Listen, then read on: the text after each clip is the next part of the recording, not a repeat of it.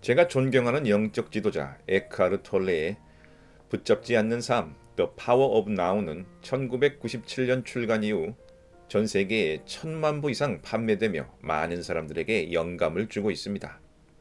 이번에 현대 독자들이 더욱 쉽게 접근할 수 있도록 새롭게 번역한 에디션이 출시가 되어 반가운 마음으로 소개해드리고자 합니다.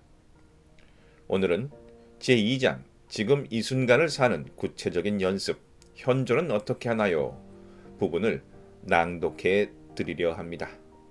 이 영상은 출판사와의 협업으로 만들어졌음을 미리 알려드리겠습니다. 생각 없이 존재하는 연습. 우리가 느끼는 대부분의 두려움은 실제 눈앞의 위협 때문이 아니라 불안, 걱정, 초조함, 긴장, 공포 같은 심리적인 상태에서 비롯됩니다.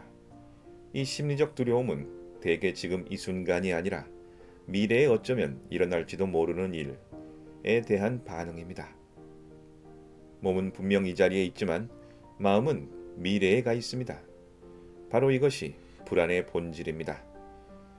내가 마음을 나와 동일시하는 순간, 나는 지금 이 순간의 단순함과 충만함, 그리고 지금이 지닌 고유한 힘과 단절됩니다. 그리고 그렇게 만들어진 불안은 형태만 바꾸며 평생 나를 따라다니게 됩니다.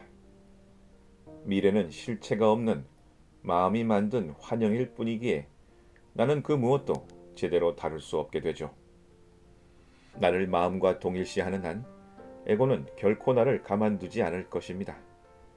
삶의 모든 영역에 끊임없이 개입하며 나를 통제하려 하겠지요.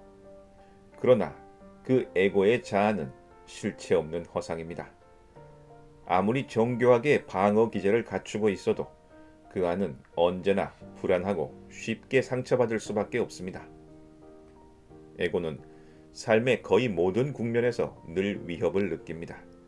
재정, 건강, 관계, 미래에 대한 막연한 불안, 겉으로 아무리 당당해 보여도 그 내면에는 두려움을 피하려는 방어만 있을 뿐입니다. 감정을 떠올려 보세요. 감정은 생각이 몸에 보내는 신호입니다.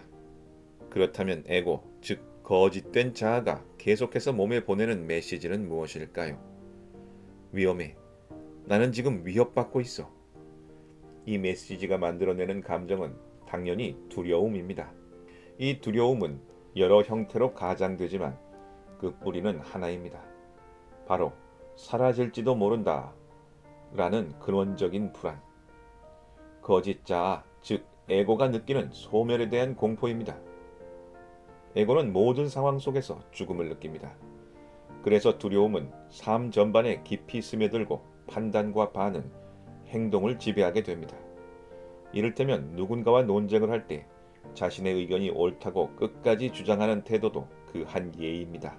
겉으로는 논리적 주장처럼 보일 수 있지만 사실은 에고가 자신의 소멸을 두려워하기 때문에 자신을 유지하려는 방어 반응일 뿐입니다. 어떤 입장을 자신과 동일시하게 되면 그 입장이 틀리는 순간 나는 자아 전체가 위협받는 것처럼 느껴집니다.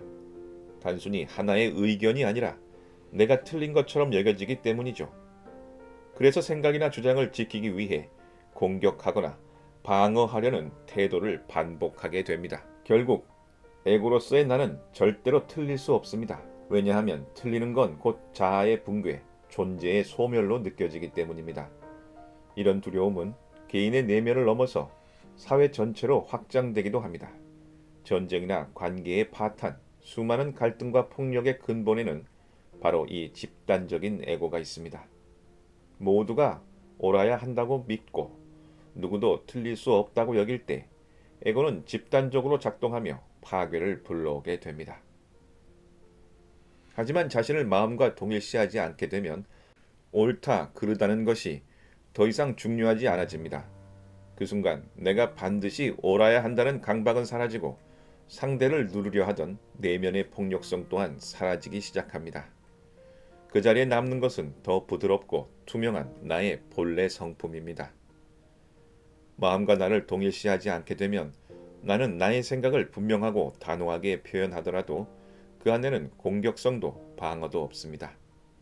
왜냐하면 그때의 자아는 더 이상 마음에서 비롯되지 않기 때문입니다. 그 자아는 내면 깊은 곳, 진실한 자리에서 뿌리 내리고 있으며 그곳에서 나오는 말과 행동에는 부드럽지만 강한 힘이 자연스럽게 함께 흐르게 됩니다. 내면에 자리한 방어 기제를 조용히 들여다보세요. 나는 지금 무엇을 지키려 하고 있는 걸까요? 그 대상은 대부분 과거의 경험과 기억으로 만들어진 실체 없는 이미지, 허상에 불과합니다. 내가 그런 것들을 지키고 있다는 사실을 의식적으로 인식하게 되는 순간부터 그 이미지들과의 분리가 시작됩니다. 그것들은 의식의 빛 속에서 자연스럽고 빠르게 사라지게 될 것입니다.